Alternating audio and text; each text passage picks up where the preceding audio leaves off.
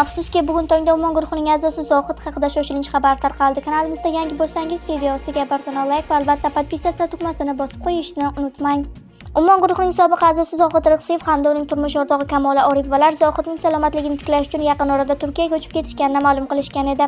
Hamda ular yetib borgandan keyin bunday hodisalar bo'layotganini uning turmush o'rtog'i Kamola o'zining Instagram sahifasiga joyladi. Hozir yer qimirlashi to'xtagan, lekin qaytishi bor ekan. Juda vahimali qimirladi va qaytishi bor ekan. Opasniy bo'lishi mumkin ekan. Hamma yugurib ko'chaga chiqib olgan, hammamizni tashqariga chiqarib qo'yishdi. Ehtiyot choralarini ko'rish maqsadida, deydi Kamola Oripova.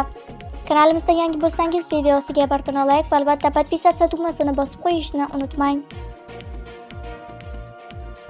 Hozir 3,5 yoshga kiryapti. 3,5 yoshga kirishiga qaramay oyoqlarini bosmaydi. Umuman qimirlamaydi, boshini tutolmaydi. Xullas harakatlaridan cheklangan.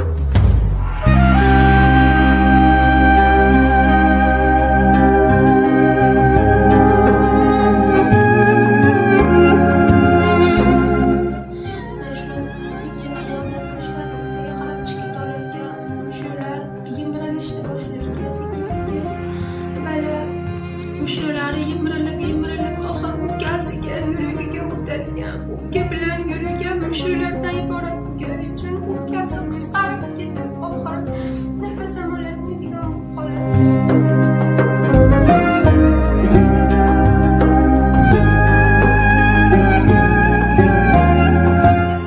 Davosi bor, lekin juda qimmat ekan. Davosi bor, turib nechta bolajonlar shu kasallikdan o'lib ketyapti.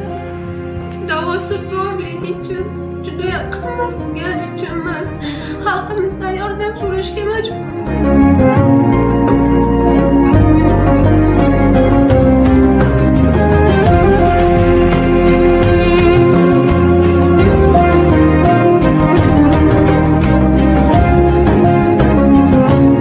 Insonni hayotini oldida qo'yadigan narsa, biz hamma yog'imizni sotsak ham buncha pul chiqmayveradi.